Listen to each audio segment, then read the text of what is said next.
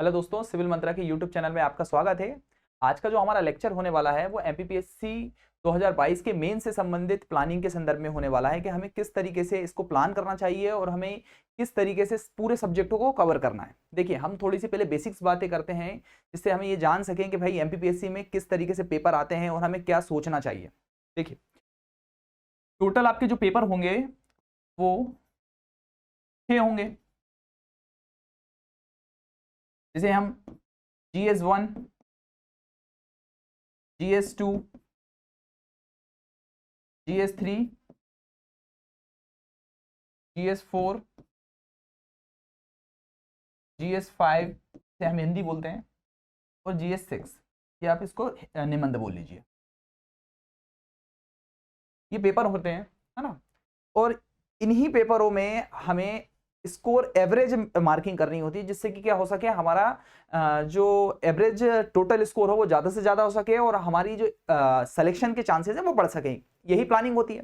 देखिए, अब हमें समझना ये है कि अभी जो मेंस है, मेंस में हमारे पास 2022 में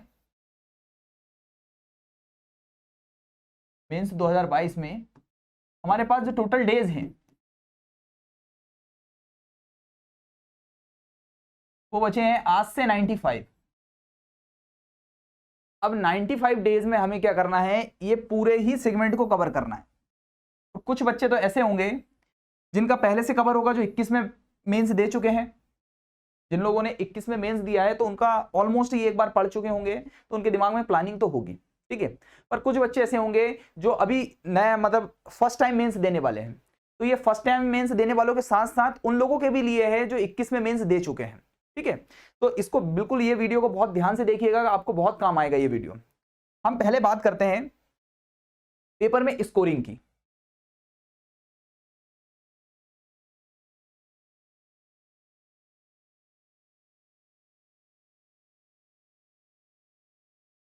देखिए, अब हमें यह समझना है कि क्या सभी पेपर का जो वेटेज है वो समान होता है। ऐसा तो नहीं है। आप देखोगे कि पेपर 1, पेपर 2 और पेपर 3, ये तीनों ही पेपर जो होते हैं वो 300 मार्क्स के होते हैं। और बहुत रेयर लोग, मतलब बहुत कम लोग होंगे जो अभी नए सेगमेंट के हिसाब से इसमें 180 के समथिंग स्कोर कर पाते हैं, ठीक। दूसरा, जो पेपर 4 होता है, पेपर 5 होता है और पेपर 6 होता है, इसमें आप देखोगे कि 2 पेपर जो होते हैं वो 200 मार्क्स के होते हैं और एक पेपर जो होता है वो 100 मार्क्स का होता है। मतलब इन 3 पेपर का जो वेटेज है वो 500 मार्क्स का है, ठीक। अब जब 500 मार्क्स का आप स्कोर देखोगे तो बहुत से ऐसे बच्चे हैं जिनका ओवरऑल जो स्कोर हो जाता है वो कितना हो जाता है, इसमें 350 के करीब। अब मैं आपको ये क्यों बता रहा हूं, आपको ये जरूर समझना होगा कि हर एक पेपर का जो वेटेज है वो समान नहीं है। हमें उन पेपर्स पर ज्यादा कमांड करनी है जो हमें ज्यादा से ज्यादा स्कोर दे सकते हैं। तो सबसे पहले हम बात करते हैं हिंदी की।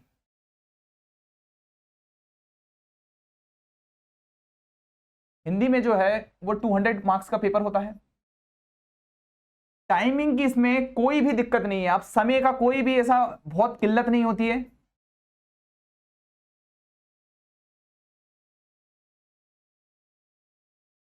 पेपर जो है छोटा भी होता है,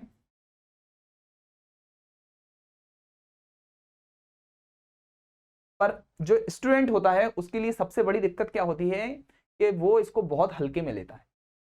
आप सोचिए, अपन थोड़ा सा गणितीय बेस पे बात करें कि 200 नंबर का पेपर होना है और 150 लाना बहुत बड़ी बात नहीं है इसमें। तो आप जब इसका स्कोर निकालोगे कि भाई 200 नंबर का पेपर हो रहा है और हम इसमें 150 मार्क्स कर पा रहे हैं, तो ये मान के चलिए ये गुड स्कोर है, बहुत अच्छा स्कोर है। बस इसमें दिक्कत क्या होती है कि बच्चा एक तो इस पे पर्याप्त समय नहीं देता है, तैयारी जो होता है पूरी नहीं करता है। कैसी पूरी तैयारी नहीं करता है? जैसे बच्चे को ये लगता है कि मैंने एक बार संधि पढ़ ली, एक बार समाज पढ़ लिया, अलंकार मैंने देख लिए हैं थोड़े बहुत, तो मेरा ऑलमोस्ट तैयारी फुल हो गई है। ठीक है, वो ये देखता ही नहीं है कि हम कहां कहां चीजों पे मिस्टेक कर रहे हैं। हिंदी मीडियम वालों के साथ सबसे बड़ी जो समस्या है वो है इसमें आने वाली 40 नंबर की इंग्लिश।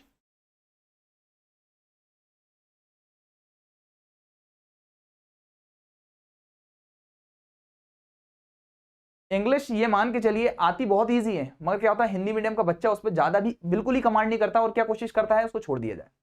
तो 40 का नुकसान तो वो हो गया। उसके साथ साथ जो अलंकार होते हैं, संधि होती, समाज होती है, शब्दावली होती है, तो उन शब्दावलियों में भी क्या करता है बच्चा कि उन पर बहुत ज्यादा टाइम खर्च नहीं करता है। और उसके बाद क्या होता है, स्कोर आता है उनका 100, 90 और मैक्स टू मैक्स 110। जो ये मान के चलिए ओवरऑल नंबर का 50% से 55% के बीच में होता है। और जबकि मार्क्स आ सकते कितने थे, 75-80% मार्क्स आ सकते थे। तो ये एक सबसे बड़ी दिक्कत होती है कि हम क्या करते हैं कि हिंदी को बहुत हल्के में लेते हैं। आपको हिंदी को बिल्कुल भी जरा भी हल्के में नहीं लेना है। इसमें आपको सबसे अच्छी चीज ये करनी है, आप ये मानिए कि देखिए आपका सिलेक्शन जब होगा तो कोई आपसे ये पूछने आएगा कि भैया तेरे स्कोर किस में जाते थे, कोई नहीं पूछेगा। सब लोगों का यही पता रहता है आपका सिलेक्शन हुआ या नहीं हुआ। हम ज्यादा से ज्यादा कमांड उन सब्जेक्ट पे करें जहां से नंबर लेना बहुत ईजी है। हिंदी एक ऐसा सब्जेक्ट है जिसमें आप बहुत ईजी तरीके से नंबर ला सकते हो। पहली चीज तो हिंदी को अच्छे से करना है, और इसी के साथ साथ आपको यह ध्यान भी देना है जो सब्जेक्ट जितनी जल्दी नंबर देता है उतनी जल्दी नंबर काटता है। हिंदी में आपको बहुत से ऐसे क्वेश्चंस आते हैं जो बार बार रिपीटिशन में पूछे जाते हैं। आप देखोगे कि विलोम शब्द की परिभाषाएं लिखिए, ये कौन सा अलंकार है, अलंकार के भेद लिखिए, ये लिखिए, वो मतलब बहुत इजी क्वेश्चंस होते हैं और जो आपके सिलेबस में पहले से उन्हें डिफाइन करके रखें, परंतु फिर भी जो स्कोर है वो अब क्यों नहीं हो पा रहा है। तो उसका रीजन क्या है कि हमने हिंदी को उस तरीके से देखा ही नहीं है जिस तरीके से हम जीएस के दूसरे सब्जेक्ट को देखते हैं। आपको करना क्या है कि जो प्रीवियस ईयर के जो क्वेश्चंस है उनको अच्छे से देखना है, और उसके साथ साथ आपको यह भी ध्यान देना है कि उसमें जो परिभाषाएं लिखी गई हैं या हम जो परिभाषा लिख रहे हैं वो सही है या नहीं है। पहली चीज तो ये होगी कि हमें पीवाईक्यू देखने हैं। दूसरी चीज आपको ये करना है कि आपको ये देखना है कि आप जब लिखते हो तो उसमें वर्तनी आपकी शुद्ध है या अशुद्ध है। वर्तनी पर बहुत ध्यान देना है। कई बच्चे क्या होते हैं, लिखते तो जो सोचते तो बिल्कुल सही है मगर लिखते टाइम कुछ ना कुछ सेंटेंस गलत बना देंगे या अच्छे से लिख नहीं पाते हैं, तो आपको वर्तनी पर भी हिंदी में ध्यान देना है। ठीक। तीसरी चीज आपको एक और चीज इसमें ध्यान देने वाली बात है कि हिंदी में जो अपने अलंकार आते हैं, जो आपके पर्यायवाची विलोम शब्द आते हैं, उन पर ज्यादा कमांड करनी है। क्योंकि अभी जो पेपर आया 2021 में, 2021 का जो पेपर आया उस पर बात करें अपन, तो उन्होंने तत्सम जो है वो पूछिए 15, विलोम शब्द भी ऐसे दे दिए कि जो भी 15 पूछ लिए, पर्यायवाची भी बहुत ज्यादा पूछे। ये जो शब्द हैं हम तैयार तो करके गए मगर उन्होंने क्या कर दिया, उनकी क्वांटिटी बढ़ा दी। 3 नंबर के क्वेश्चन में यदि उन्हें 15 पूछ लिए, 10 या 15 पूछे, तो उसमें ये मान के चलो 5 करने पर आपको मिलेगा 1 नंबर। इस तरीके से कर दिया तो अब टफनेस बढ़। देखो उनके पास ज्यादा कंटेंट बचा नहीं है पूछने को, बार बार वही चीज पूछने के से बचने के कारण उन्होंने क्या कर दिया, इस तरीके के क्वेश्चंस पूछने लगे। अब क्वेश्चंस का जो लेवल है वो भी अप होने लगा है।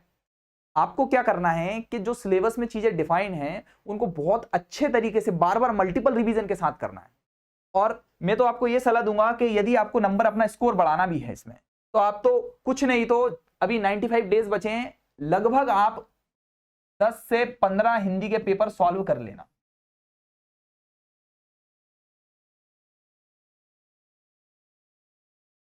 दस से 15 आप हिंदी के पेपर सॉल्व कर लें और कोशिश ये करें कि आपका जो स्कोर हो वो 150 के अराउंड पहुंच जाए। 2017 में, 2018 में, 2019 में ज्यादातर जो टॉपर्स रहे आप उनके स्कोर देखोगे तो उसमें आप पाओगे कि उन्होंने जीएस के अदर सब्जेक्ट में तो स्कोर अच्छा करा ही करा, उसके साथ साथ उनकी कमांड जो थी वो हिंदी में बहुत अच्छी थी। और हिंदी में कमांड होने के कारण क्या हुआ, उनका स्कोर जो है वो और ज्यादा अप हो गया। 800 नंबर लेके आने में आप कितनी भी कोशिश कर लोगे कितनी भी ताकत लगा दोगे तो जीएस के फर्स्ट शुरू के जो 3 पेपर हैं उसमें आपका जो स्कोर हो पाएगा वो मैक्स टू मैक्स जो होगा वो आपका कितना हो जाएगा 450, 500 बना लोगे आप। फिर भी आपको हिंदी में अच्छे नंबर लाने ही पड़ेंगे, ऐसे में अच्छे नंबर लाने ही पड़ेंगे और निबंध अपने इथिक्स में नंबर का स्कोर करना ही पड़ेगा, अन्यथा आप जो है वो किसी भी हालत में 800 नहीं पहुंच सकते। ठीक, तो आपको ध्यान ये देना है कि आपको पीवाईक्यूज लगाने हैं। दूसरी चीज क्या है कि आपको कम से कम 10 पेपर सॉल्व कर लेना है हिंदी के। तीसरी चीज आपकी वर्तनी शुद्ध पर ध्यान देना है, भाषा की थोड़ी सी सटीकता बढ़ा लेना। और मैं हिंदी मीडियम वालों को तो एक सलाह दूंगा कि वो क्या करें, इंग्लिश पर ध्यान दें। जिन्हें ये लगता है कि हम वहां जाके सीधे गूगल ट्रांसलेटर बन जाएंगे और बहुत अच्छा स्कोर कर देंगे, इंग्लिश तो मेरे हाथ बाएं हाथ का खेल है, दाएं हाथ का खेल है, कुछ नहीं होगा। वहां जाके गोले ही छोड़ के आना, लाइन ही छोड़ के आओगे और वो पूछेगा कुछ और हम लिख के कुछ और आएंगे। एक अच्छा कैंडिडेट ये होता है कि सिलेबस की सब लाइनों को वो कवर करके जाए, ना कि क्या हो कि किसी एक पर्टिकुलर सेक्टर्स को मजबूत करे। आपको सबसे ज्यादा ध्यान देना है किस पर, इंग्लिश पर, जो हिंदी मीडियम वाले। नहीं तो ये मान के चलिए आपके 200 नंबर का पेपर है मगर आपका जो पेपर चालू होगा वो केवल 160 से चालू होगा, और ये सबसे बड़ा ड्रॉबैक है। इंग्लिश मीडियम वाले को देखो, कुछ बच्चे होते हैं इंग्लिश मीडियम वाले जिनको हिंदी में दिक्कत होती है, मगर सबको दिक्कत नहीं होती। और जिन लोगों को दिक्कत नहीं है तो उनके दोनों हाथ बोल दीजिए कि घी में है और सर कढ़ाई में है। क्यों? क्योंकि उनकी इंग्लिश भी अच्छी है और हिंदी भी अच्छी है, तो वो आपसे वैसे ही 40 नंबर का स्कोर अप करके जा रहे हैं, तो वहां स्कोर तो वो बढ़ा के करके आएंगे। आपको यह ध्यान रखना है कि आपका कोई भी सेगमेंट छूटे ना। ठीक है, चलो अब नेक्स्ट पेपर पे चलते हैं। नेक्स्ट है हम निबंध की बात करेंगे।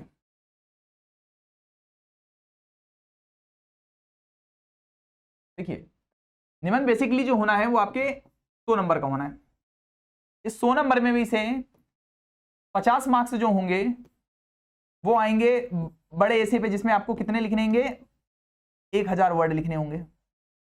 ठीक, 25 मार्क्स जो होंगे वो आपका एक 500 वर्ड का निबंध लिखना है, और 25 मार्क्स जो है वो आपको तो एक पत्र लिखना है और एक रिपोर्ट राइटिंग करनी है, आपको प्रतिवेदन लिखना है, इसके मिलेंगे। ठीक है, ये ऐसे का फॉर्मेट है। मगर ऐसे में भी आप देखोगे कुछ टॉपर्स हैं जिनका स्कोर जो जाता है वो जाता है 60, 65, 70 के समथिंग पहुंच जाता है। और कुछ लोग जो हैं जिनका स्कोर आता है 40, जो केवल पासिंग मार्क्स है, 45 या 48। अब देखिए, ऐसे जैसे पेपर में जहां पर आपको ज्यादा कोई वेरिएशन है नहीं, आपको केवल एक निबंध लिखना है, 2 निबंध लिखने हैं, एक बड़ा और एक छोटा, और उसके बाद प्रतिवेदन पत्र लिखने। कुछ बच्चों का मैं ये गारंटी ले सकता हूं कि प्रतिवेदन और पत्र जिस फॉर्मेट में मांगा जाता है वो फॉर्मेट ही नहीं आता है, तो उसको 25 में से नंबर कितने मिल रहे हैं यहां पर, 5, 7, 10, इससे ज्यादा ही नंबर नहीं मिल रहे हैं। भाषा इतनी बुरी होती है, उनको प्रेजेंटेशन ही नहीं आती है, जिसके कारण क्या हो जाता है कि यहां पर भी उसके जो 12 नंबर है उसमें से 25 में से 12 इस तरीके से नंबर मिल रहे हैं। अब जब ये जो है इनमें ही आप अच्छे से मैनेज नहीं कर पा रहे हैं तो बड़ा ऐसे क्या लिखोगे? बड़े ऐसे में भी क्या है कि शुरू की 4 पेज अच्छे लिखे और उसके बाद दिक्कत क्या आ जाती है कि बाकी के जो पेज होते हैं बस वो ये हैं कि भरना है हमको कैसे भी करके, कुछ तो भी लिख के आना है। तो पहली चीज मैं आपको निबंध के लिए बता दूं कि यदि अच्छा निबंध लिखना है तो आप क्या करें, जो हमारे सिलेबस में टर्म्स दी गई हैं, डिफाइंड की गई हैं, उन पर एक एक निबंध तैयार कर लें। और निबंध तैयार करने के भी तरीके कैसे होते हैं कि आपको प्रस्तावना उसकी सटीक पता होनी चाहिए। देखो, कोई भी चीज चलने का सबसे मेन रीजन क्या होता है कि उसकी शुरुआत कैसे हुई है। यदि शुरुआती में ही आपने अच्छा परफॉर्मेंस कर दिया कि एग्जामिनर को लगा कि इंटरेस्ट पैदा कर दिया, तो आप क्या कर पाओगे, नंबर ज्यादा से ज्यादा खींच पाओगे। और यदि आपने उसमें अच्छा शुरुआत में ही कुछ भी दे दिया और उसने जो पूछा है उसके संदर्भ में ही बात नहीं करी, तो ये मान के चलो वो आपको नंबर कम से कम ही देगा। ठीक है, भले ही आपने अंदर कितने ही अच्छा लिख दिया। प्रस्तावना में आपको कुछ पंक्तियों का यूज करना है, यदि पंक्ति नहीं है तो कोई स्टोरी का यूज करो।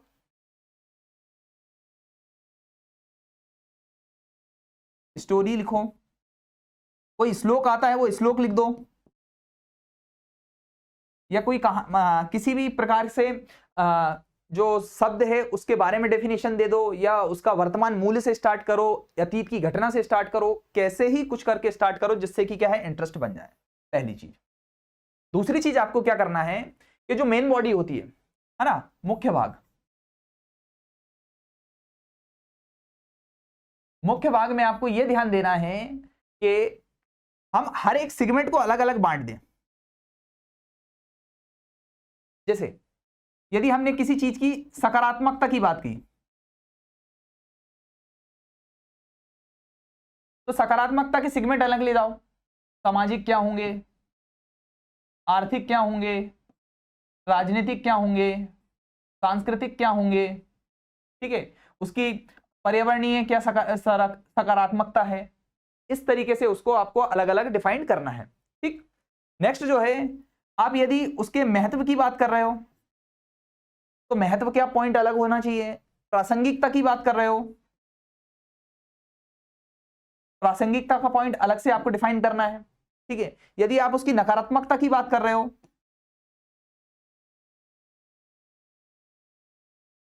तो उसके भी आपके पास अलग पॉइंट होने चाहिए।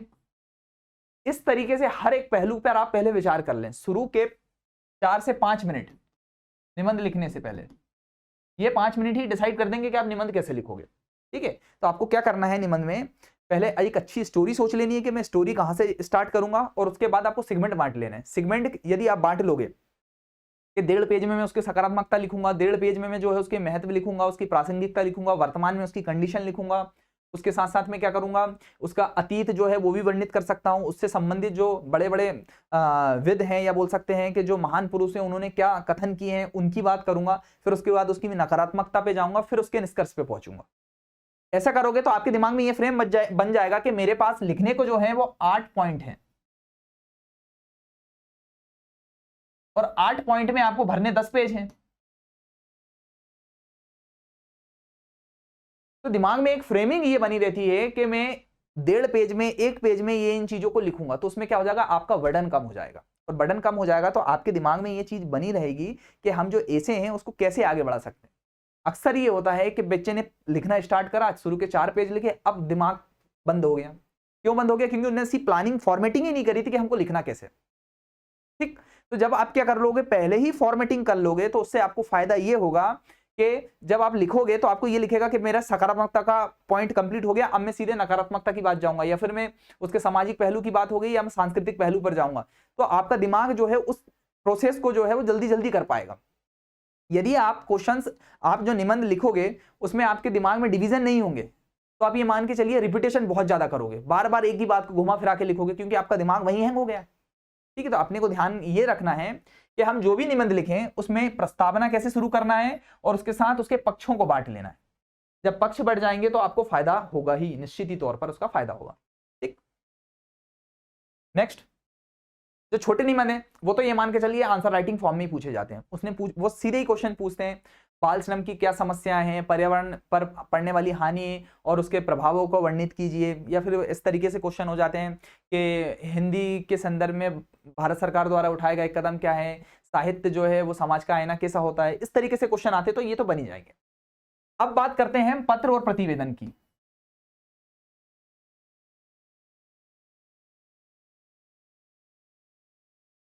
देखिए, ये भी एक महत्वपूर्ण सेगमेंट है आपके उस पार्ट का जिसमें आपका स्कोर बढ़ सकता है। ये जो आता है वो 25 मार्क्स का आता है,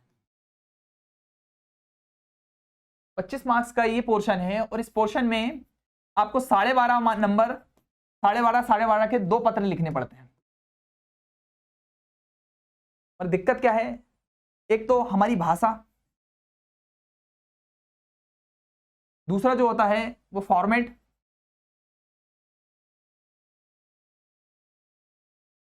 तीसरी जो इसमें सबसे बड़ी दिक्कत है कि हम अंतर नहीं कर पाते हैं।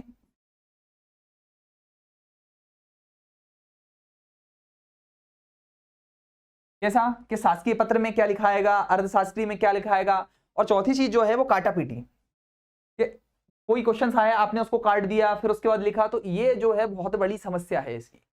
अभी जो क्वेश्चंस आए हैं आप देखोगे कि उसमें एक प्रतिवेदन पूछा उन्होंने, और एक अर्ध शासकीय पत्र पूछा, एक शासकीय पत्र पूछा, मगर हमारे पास क्या है, उसका सही का फॉर्मेट नहीं है। हमें पता ही नहीं है कि हम उसको कैसे लिख सकते हैं अच्छे से। तो आपको करना क्या है, हर एक सेगमेंट से, मतलब जो आपके में डिफाइन किए गए हैं उसके 5-5 पत्र लिख लें। 5-5 पत्र लिखें, 5 प्रतिवेदन लिख के देख लें, और उनको किसी अच्छे टीचर से, हिंदी के कोई अच्छा आपके जो भी टच में टीचर्स हों, उनको एक बार चेक करा लें कि ये जो फॉर्मेट है ये सही है या नहीं। वो आपको क्या होगा, वो खुद ही आपको सचिव बना देंगे, एसडीएम बना देंगे, या फिर किसी विभाग का अध्यक्ष बना देंगे, और उसके माध्यम से आपसे पत्र लिखवाएंगे वो कि स्वयं को फलाने फलाने जिलाधिकारी के रूप में स्वीकार करते हुए ये लिखिए, इस पर रिपोर्ट तैयार करिए, या स्वयं को इस विभाग का अध्यक्ष मानते हुए समस्त विभागों को आप शासकीय पत्र लिखिए, अर्ध शासकीय पत्र लिखिए। इस तरीके से क्वेश्चंस बन जाते हैं ना। तो हमें क्या करना है, इनके 5 से 5 हर सेगमेंट के फॉर्मेट लिखने हैं, और उन फॉर्मेट्स में आपको क्या करना है, किसी अच्छे टीचर से जो आपके टच में हो उनसे चेक करवा लीजिए। तो आपकी श्योरिटी बन जाएगी कि ये जो मेरे 25 नंबर ये सेफ है। 25 में से 25 तो नहीं देगा वो, बट फिर भी यदि अच्छा स्कोर करके आओगे तो आप 20 नंबर तो ला ही सकते हो। और जिस तरीके से मैंने आपको निबंध बताया था, तो उसमें ये गारंटी है कि आपको जो है वो कितने नंबर मिलेंगे, 30 नंबर तो दे ही देगा वो कम से कम। तो अभी तो हमारे पास इन दोनों को ही मिलाकर कितने हो गए, 50 मार्क्स हो गए। और एक और जो है जिसमें उन्होंने जो शॉर्ट निबंध होता है उसमें ज्यादा नंबर नहीं भी मिले हमको, तो कम से कम हम 15 तो ले ही लेंगे। तो ये मान के चलिए 65 नंबर की आपकी श्योरिटी हो जाएगी इसमें, और 65 नंबर बहुत अच्छा स्कोर होता है। ठीक है, तो आपको ध्यान रखना है, जो मैं ये बात बता रहा हूं ये आपके लिए बहुत काम की चीज है। और 22 वालों के लिए तो मूल मंत्र यही है कि वो लास्ट के 3 पेपरों पर ही काम करें मेनली। क्यों? क्योंकि वहां पर स्कोर बढ़ने की संभावना जो है वो ज्यादा है। अब आ जाते हैं नीति शास्त्र, पेपर 4। देखिए पेपर 4 में जो इस बार क्वेश्चन आए हैं, मुझे नहीं लगता कि कोई व्यक्ति बुक से पढ़ के गया और उससे बन जाएगा। क्वेश्चन जो है कॉन्सेप्ट बेस्ड पर ही आए हैं। कॉन्सेप्ट बेस्ड पे क्वेश्चंस कैसे पूछे गए हैं, उन्होंने क्वेश्चंस को मेनली जो फ्रेम किया है वो व्यक्ति की समझ पर फ्रेम किया है। जो समझ गया, मतलब यदि किसी थिंकर को उसने अच्छे से पढ़ा है तो उसको समझ डेवलप्ड करी होगी उसने, और उस समझ के आधार पर ही आंसर लिखने हैं। उसने सीधे क्वेश्चंस तो पूछे ही नहीं है। आपको भी यही करना है कि आप क्या कर सको, अपनी समझ बना सको। जो भी थिंकर आप पढ़ो तो उसका मूल सार जो होता है उसको समझना है आपको, ना कि आपको उसकी थ्योरी पे काम करना है। आप केवल थ्योरी पे काम करोगे तो वहां पर क्वेश्चंस अटेम्प्ट होगा ही नहीं। क्यों? क्योंकि आप जो थ्योरी पढ़ के गए होगा आपको पता भी तो होनी चाहिए थ्योरी आई है या नहीं है। हमने तो नाम ही नहीं सुना थ्योरी का। बट यदि आप उसका सार जानते होगे, उस थिंकर की मूल, बोल सकते हैं कि मूल अवधारणा को जानते होगे, तो आप मन से भी लिखोगे तो वो आपको 1 से 2 नंबर दे देगा। बट यदि आप ये सोचते हो कि मैं सीधी थ्योरी पढ़ के जाऊंगा और उस थ्योरी के बेस पर क्वेश्चन सॉल्व कर दूंगा, बहुत मुश्किल है। क्यों? क्योंकि आप इंटरलिंक ही नहीं कर पाओगे। आपको ये पता ही नहीं है कि उसकी प्रासंगिकता क्या है, वो थिंकर ने जो वो दिया है, सिद्धांत दिया है, उसका मूल आधार क्या है। आपको ये करना है कि आप जब भी कोई कॉन्सेप्ट पढ़ो तो आपको उसको इंटरलिंक करके पढ़ना है। आपको ये ध्यान देना है कि हम जो कॉन्सेप्ट पढ़ रहे हैं वो और कहां कहां एप्लीकेबल है, कहां कहां उसका यूज हो सकता है, हम किस तरीके से उसको डिफाइन कर सकते हैं। ऐसा नहीं है कि हमने केवल थिंकर पढ़ लिया, उसके अलावा और कुछ भी घुमा के पूछा उसने तो बनाया नहीं हमसे। और इस बार के क्वेश्चंस भी वैसे थे। आप देखोगे 2021 के क्वेश्चंस में उन्होंने लेवल बहुत हाई कर दिया एथिक्स में, और हाई ऐसा करा है कि आपको, यदि आपने अच्छे से नहीं पढ़ा है थिंकर, तो आप अटेम्प्ट ही नहीं कर सकते, क्वेश्चन छोड़ के ही आए होगे। ठीक है, दूसरी चीज मैं आपको बताऊं, केस स्टडी।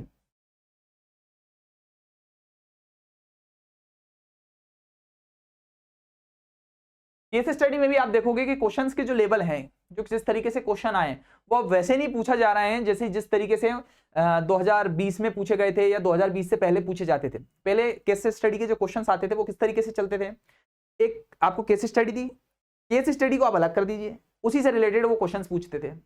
भारत में गोद लेने की प्रथा के संदर्भ में क्या प्रावधान है, ठीक है, कोई व्यक्ति जो है वो गोद किस तरीके से ले सकता है, यदि कोई व्यक्ति गोद लेने के लिए अयोग्य है तो वो किन किन कारणों से अयोग्य माना जाएगा। इस तरीके के क्वेश्चन आते थे। मगर अब वर्तमान में क्वेश्चंस क्या कर दिए उन्होंने, एक केस स्टडी दी, बहुत अच्छी केस स्टडी दी थी, और उसमें क्या हुआ कि उन्होंने क्वेश्चंस को हर एक डायमेंशन जोड़ा। मनोवृत्ति से जोड़ा उन्होंने, अभिक्षमता से जोड़ा, मानवीय प्रवृत्तियों से जोड़ा, उसके बाद डिसीजन मेकिंग से जोड़ा, अलग अलग सेक्टर से जोड़े हुए क्वेश्चन पूछे गए। तो आप ये मान के चलिए केस स्टडी का भी स्तर जो है अब ऐसा नहीं है कि आपसे सीधे क्वेश्चन पूछे जाएंगे। अब आपको कोई केस स्टडी दी जा रही है तो वो हर एक सेगमेंट से पूछी जा रही है। एक क्वेश्चन आपसे वो निर्णय प्रक्रिया से पूछेगा कि आप किस तरीके से डिसीजन ले रहे हो, एक क्वेश्चन जो है वो मनोवृत्ति से पूछेगा, मनोवृत्ति पर आधारित कि भाई उस कंडीशन में आपकी क्या मनोवृत्ति होगी। एक क्वेश्चन वो आपसे ये पूछेगा कि आपके जो नैतिक मूल्य हैं वो कौन कौन से होंगे, मूल्यों से कि किन किन मूल्यों में टकराव उत्पन्न हो सकता है। एक क्वेश्चन आपको इस तरीके से पूछेगा कि आपकी अभिक्षमता से रिलेटेड कि आप जो है इस समस्या का समाधान जो है वो किस तरीके से कर सकते हो। तो आपको वो जो उन्होंने ऊपर डिफाइन किया हुआ है कि हमारी जो केस स्टडी के क्वेश्चंस आएंगे वो मेनली जो है वो हमारे सिलेबस में वर्णित अन्य बोल सकते हैं कि सेगमेंट से आएंगे। ठीक है, तो आपको ये ध्यान रखना है कि केस स्टडी अब आपको होलिस्टिक पढ़नी है, हर एक सेक्टर से जोड़ के पढ़नी है आपको केस स्टडी, ना कि हमें केवल ऊपर ऊपर पढ़ के चले जाएं और लिख देंगे। इसमें भी आपको क्या करना पड़ेगा, काफी प्रैक्टिस करनी पड़ेगी। ये मान के चलिए 30 से 50 के बीच में आप केस स्टडी पढ़ें अलग अलग टाइप की, और उन केस स्टडी से ही आप क्या करें, अपने को मूल्यांकन करवाएं। क्यों? क्योंकि जब आप अच्छी केस स्टडी लिखोगे तो ही आपको नंबर मिल पाएंगे, और केस स्टडी के अच्छा खासा वेटेज होता है नीति शास्त्र में। स्पष्ट है आपको? अब हम बात करेंगे कि इन 3 पेपरों का मूल्य क्या है। देखिए, यदि आप हिंदी में 150 की मार्किंग पर काम करते हो, निबंध में आप 65 नंबर के लिए फाइट करते हो, और ऐसे में भी आप इथिक्स में भी 150 नंबर लाने की जद्दोजहद करते हो, या आप इसको 140 कर लीजिए, 140 नंबर लाना चाहते हो,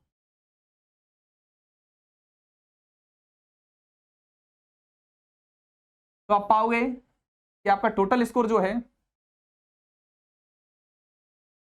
355 होता है। 355 स्कोर लाना बहुत ज्यादा मुश्किल नहीं है। ये 5-550 का यदि प्रतिशत निकालोगे तो भी आप पाओगे कि ये 70% के समथिंग हो जाएगा, 70-72% के समथिंग आएगा।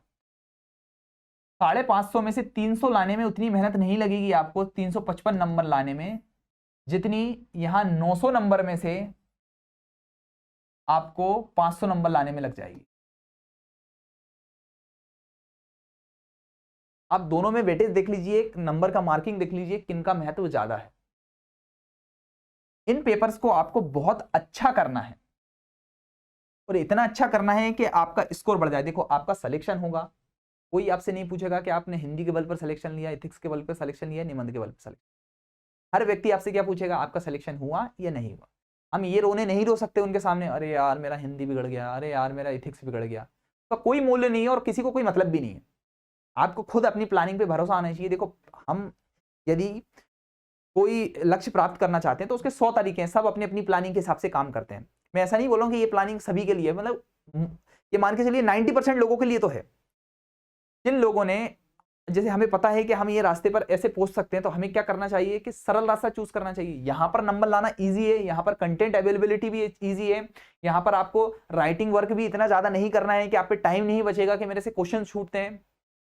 इजीली आप इसमें नंबर ला सकते हो। बस क्या है, एक प्रॉपर प्लानिंग की जरूरत है, और वो प्लानिंग कैसी चाहिए कि आपको निबंध जो है वो अच्छे से अच्छे निबंध पढ़ने हैं, आपकी भाषा शैली में सुधार करना है, हिंदी में जो गलतियां आप करते हैं उनको सुधारना है, इंग्लिश पर बल देना है, और इसके नीति शास्त्र में जिस तरीके के अभी वर्तमान क्वेश्चन आ रहे हैं उसके हिसाब से आपको तैयारी करनी है।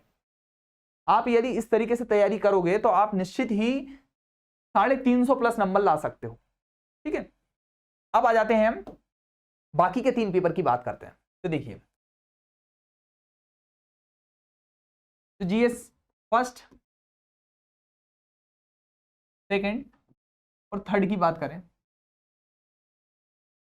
तो मैं बात तो सीधे थर्ड से स्टार्ट करूंगा। क्यों? क्योंकि सबकी गले की हड्डी जो है वो थर्ड ही है, और थर्ड ही में ये नहीं है कि पूरे के पूरा सेगमेंट ही बेकार है। पूरा सेगमेंट नहीं है बेकार, आपको समझना पड़ेगा चीजों को। देखो, पेपर थर्ड की मैं यदि बात करूं तो आप देखोगे कि पेपर थर्ड में जो सबसे हेडिंग वाला पोर्शन है वो 3 यूनिट हैं, 1, 2 और 3। इसके अलावा एक जो यूनिट थोड़ी सी परेशान करती है वो करती है 5। अब ये यूनिट कौन कौन सी है? फिजिक्स है, इसको भौतिक शास्त्र बोलते हैं, रसायन है, जीव विज्ञान है और गणित है। ये तीनों यूनिट का यदि आप सेगमेंट निकालोगे तो टोटल पोर्शन हो जाता है 120। 300 में से 120 की भागीदारी इन 3 यूनिट की है। अब दिक्कत क्या है बच्चे के साथ? देखो यहां पर इन तीनों ही सेगमेंट में फेकोलॉजी का कोई भी हिसाब किताब नहीं है। सीधे क्वेश्चन आते हैं और वहीं से आपको उससे रिलेटेड आंसर लिखने पड़ते हैं। फेकोलॉजी होती तो बच्चा थोड़ा गोल मटोल करके चीजों को कैसे ना कैसे मैनेज करता, मगर जब फेकोलॉजी नहीं है तो हम क्या करते हैं, जो सेगमेंट में डायरेक्ट पूछा गया है उसी पर वर्क करते हैं। ठीक है, और अब बच्चा क्या होता है कि थोड़ा थोड़ा पढ़ के चला जाता है और उसको ये लगता है कि मैं मैनेज कर लूंगा, और वहां मैनेज चीज हो नहीं पाती और फिर छूटता है बहुत सारा, काफी सारा छूट जाता है। और यही जो कारण है, अभी देखोगे पिछले 3-4 साल से, वैसे तो हमेशा ही से, मगर 4-1 साल से आप देखोगे ये बहुत बड़ा हेडिक बना हुआ है सिलेक्शन ना लेने वालों में। सबसे ज्यादा डिफरेंस क्रिएट करने वाला सब्जेक्ट भी यही है। जो बच्चा पहले से किसी ना किसी रूप में साइंस बैकग्राउंड से संबंधित है, जिसने बीएससी करा है, एमएससी करा है, इंजीनियरिंग बैकग्राउंड से है ना, या 12th या में उसके अच्छे साइंस के जो कॉन्सेप्ट थे अच्छे थे, तो उनको इंटरेस्ट आता है। और वो जो है वो इसमें इन 120 में से 90-80 स्कोर करके आ जाते हैं, 80-90 का स्कोर करके आते हैं और बहुत ज्यादा लोगों से डिफरेंस क्रिएट कर लेते हैं। आप देखोगे पिछले कुछ साल के टॉपर्स उठा के देखना, आप पाओगे केवल साइंस के बल पर 200 नंबर भी आए। शायद 2018 के जो टॉपर्स थे हर्षल चौधरी, उनके थे 200 नंबर। और भी टॉपर्स देखोगे तो वो क्या करते हैं, इसमें 180, 190 नंबर ले आते हैं। और अभी वर्तमान में भी आप देखोगे कि जो बच्चों में सबसे ज्यादा डिफरेंस क्रिएट करने वाला सब्जेक्ट है वो कौन सा है? थर्ड पेपर है। अब इसकी एक चीज और समझ लेते हैं हम, इसका डिफरेंस कैसे क्रिएट होता है। देखिए, एक बच्चा सोच रहा है कि मैं केवल पास हो जाऊं और 120 नंबर ले आऊं पास होने के लिए। दूसरा बच्चा जो सोच रहा है उसका साइंस अच्छा है और उसने 180 नंबर ले आया, और इन दोनों के बीच में 60 नंबर का डिफरेंस क्रिएट हो गया। कितनी भी कोशिश कर लेगा ये बच्चा, ये 60 नंबर के डिफरेंस को खत्म नहीं कर पाएगा, क्योंकि मेंस में 60 नंबर का डिफरेंस होना बहुत बड़ी बात होती है। और ऐसा नहीं है कि जैसे इसमें 60 नंबर का डिफरेंस क्रिएट कर लिया तो आप दूसरे पेपर में 190 ले आओगे और इसके केवल 130 ही आएंगे, ये भी पॉसिबल नहीं है। डिफरेंस जो है वो भरना बहुत मुश्किल हो जाता है। तो आपको ध्यान ये चीज का देना है, जिन भी लोगों का, अभी फिर से बार बार बोल रहा हूं, जिन लोगों का ये 4 यूनिट अच्छे से तैयार नहीं है या कोई भी संदेह लगता है, तो आप इजीली क्या करें, उन पर ज्यादा से ज्यादा वर्क करें। क्यों? क्योंकि बाकी की जो यूनिट है, बाकी की यूनिट जो है, मैं यहां लिख देता हूं, यूनिट नंबर 4, 6, 7, 8, 9 और 10, ये 10 यूनिट जो है ये फेकोलॉजी पर बहुत ज्यादा यूज हो सकती है कि व्यक्ति क्या होता है कैसे ना कैसे करके मैनेज करके आ जाता है। क्योंकि इनमें क्या होता है, एप्लीकेबिलिटी के ज्यादा क्वेश्चंस पूछे जाते हैं, संक्रमण बीमारियां बता दीजिए, इनपुट क्या है, आउटपुट क्या है, इस तरीके के ज्यादा क्वेश्चंस आते हैं, तो व्यक्ति उसको मैनेज कर लेता है। मगर इनमें आप किसी भी प्रकार की फेकोलॉजी नहीं कर सकते। और आप पिछले कुछ साल से देख रहे हो, वो हर बार या तो फिजिक्स का एक 11 नंबर का क्वेश्चन टफ कर देता है, जैसे इस बार आ गया था एंटोनॉमी करके। दूसरा आप देखोगे कि वो बायोलॉजी का कोई क्वेश्चन टफ कर देगा, या अपन बोलते हैं रासायनिक विज्ञान का कोई या केमिस्ट्री का कोई क्वेश्चन क्या कर देगा, वो टफ कर देगा। तो ये जो टफनेस है वो यहां से बहुत ज्यादा है। आपको इनको तो मैनेज करना ही है अच्छे से, साथ साथ इनको भी अच्छे से मैनेज करना है कि आपका स्कोर जो हो सके एक स्टैंडर्ड स्कोर आ जाए, कि भाई हाँ ज्यादा डिफरेंस हम किसी बच्चे से क्रिएट नहीं हुआ है, और ना ही हम बहुत नीचे हैं ना ही ऊपर हैं। कुछ लोग तो यही सोचते हैं कि यार अब तो फेल हो गए 10वीं उसमें, सॉरी पेपर 3rd में हम जो है वो फेल हो गए। उसका रीजन भी क्या है, क्योंकि उसको भरोसा ही नहीं है कि वो ये अच्छा करके आया है। आपको ध्यान बहुत देना है थर्ड पेपर पे, तो विशेष तौर पर ध्यान देना है, क्योंकि थर्ड पेपर ही जो है आपके सिलेक्शन और आपको बाहर करने में भूमिका निभा रहा है। यदि आपको सिलेक्शन लेना है तो आप इसमें स्कोर करके आइए 160, फिर देखिए आपका कैसे सिलेक्शन नहीं होता है। ठीक है, तो आपको ध्यान देना है कि हमें थर्ड पेपर में अच्छा सा अच्छा स्कोर करना है। Paper first, paper second. ठीक है, पेपर फर्स्ट में एक पोर्शन हिस्ट्री का है, दूसरा जियोग्राफी का है। हिस्ट्री देखोगे आप तो हिस्ट्री से questions 3 marker 5 marker 3 marker 5 marker और 11 मार्कर में 5 और 11 तो जो है वो इजी पूछे जा रहे हैं, दिक्कत करने वाले हैं 3 मार्कर।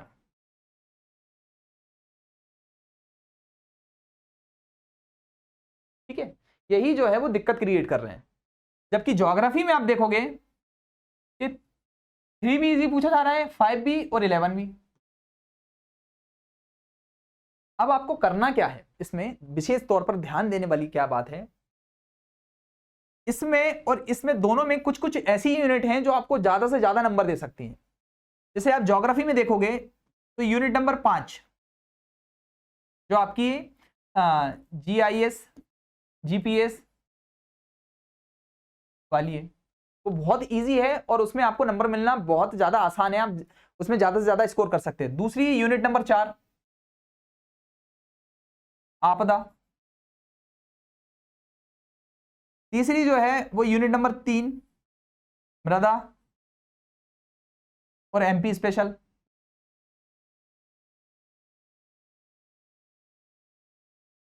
यहां से नंबर लाना ज्यादा इजी है।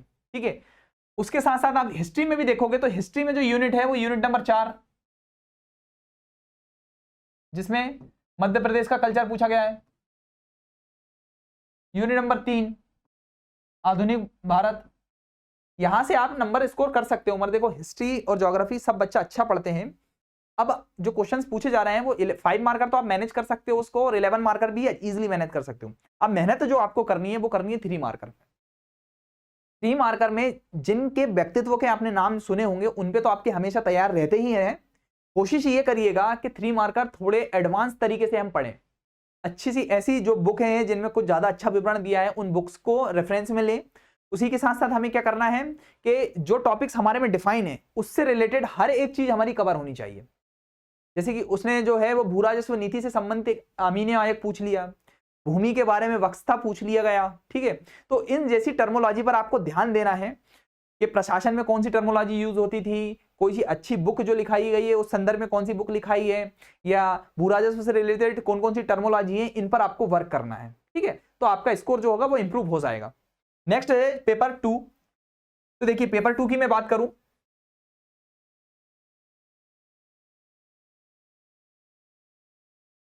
तो पेपर 2 में तो आप ये मान के चलिए आपको बहुत इजी तरीके से नंबर मिल सकते हैं, क्योंकि पेपर 2 कुछ भी टफ नहीं आता है ना। मगर दिक्कत देने वाली बात है इसमें करंट, वर्तमान घटना। यहां पर आपको पड़ेगी डाटा की जरूरत। पेपर 2 में आपको अच्छा स्कोर करना है तो आपको डाटा पे वर्क करना पड़ेगा, वर्तमान घटनाओं पर वर्क करना पड़ेगा। ठीक, आप जितना ज्यादा वर्तमान डाटा यूज करोगे, जितनी योजनाओं के बारे में ज्यादा से ज्यादा पढ़ोगे, आप ज्यादा से ज्यादा सिलेबस को वहां कंप्लीट कर पाओगे। क्योंकि उन्होंने जो क्वेश्चंस पूछे हैं आपसे वो मेनली इसी संदर्भ में पूछे हैं कि व्यक्ति कितना डाटा यूज कर सकता है, कितना ज्यादा वो अवेयर है अभी वर्तमान प्रशासन से, वर्तमान समाज से, वर्तमान देश में होने वाली घटनाओं से कितना ज्यादा अपडेट है वो। तो आप कोशिश ये करें कि पेपर 2 को ज्यादा से ज्यादा डाटा से रिलेट करें। ठीक है, कोई रिपोर्ट्स के बारे में, बच्चों की क्या स्थिति है, महिलाओं की क्या स्थिति है, समाज में किस तरीके के परिवर्तन आ रहे हैं, और उसी के साथ साथ गवर्नमेंट कौन सी योजना चला रही है, उस योजना के क्या क्या लाभ हैं, क्या उसमें आने वाली समस्याएं हैं, इन सभी चीजों को आपको कवर करना है। ठीक है, ये हो गया आज के हमारे वीडियो का पूरा सारत्व। हमने सार देख लिया कि हमें किस तरीके से करना है। अब मैं आपको मेन चीज जो है मैं बताना चाहता था वो ये है कि देखिए आप अपने कंटेंट पर विश्वास रखिए। दूसरी चीज आपको यह करनी है कि आपने जो चीज पढ़ी है उसका मल्टीपल रिवीजन करना है। और चीजों को एड ऑन करते चलना है। अपने ही खुद के नोट्स यदि आपने नहीं बनाए तो अभी आप पे 90 दिन है, आप उनको अच्छे से क्या कर सकते हो, जो भी टॉपिक पढ़ते हो उसका सिनॉप्सिस जरूर बना ले, और एक ही जो आपने बोल सकते हैं कि हम जिस बुक से पढ़ रहे हैं उसी पर विश्वास के साथ पढ़ेंगे। ठीक है, मैं डेली अब आज से ये नई एपिसोड स्टार्ट करने वाला हूं कि हम आंसर राइटिंग के लिए क्लास चालू करने वाले हैं कि प्रीवियस ईयर में जो क्वेश्चन आए हैं, प्रीवियस ईयर में जो क्वेश्चन आए हैं उनका आंसर हमें कैसे लिखना था, और उसके साथ साथ हम और किस तरीके से ज्यादा सिलेबस को कवर कर सकते हैं। इस चीज पर हम अब डेली एक वीडियो बनाया करूंगा मैं, 5 से 7 मिनट का वो करेगा, जिसमें आपको 2 चीज सीखने को मिलेगी। एक तो आपको आंसर फ्रेमिंग पता चल जाएगी कि फॉर्मेट किस तरीके लिखना था हमको आंसर में, और दूसरी चीज जो है वो आपको ये पता चल जाएगा कि हमें कोई जो कंटेंट है उसको किस तरीके से प्रेजेंट करना है, हमें कहां पर मैप का यूज करना है और कहां पर जो है हम डाटा यूज कर सकते हैं। ऐसा नहीं है कि हिस्ट्री में मैपिंग यू नहीं हो सकती या केवल ज्योग्राफी में मैपिंग हो सकती है। डाटा का यूज जो है वो केवल सेकंड पेपर में हो सकता है, अन्य पेपरों में नहीं हो सकता है। हमें चीजों को प्रेजेंट करना सीखना है अब। ठीक है, मैं डेली आपके लिए ये वीडियो लाया करूंगा जो आपके लिए हेल्पफुल हुआ करेंगे। और वीडियो देखने के लिए धन्यवाद।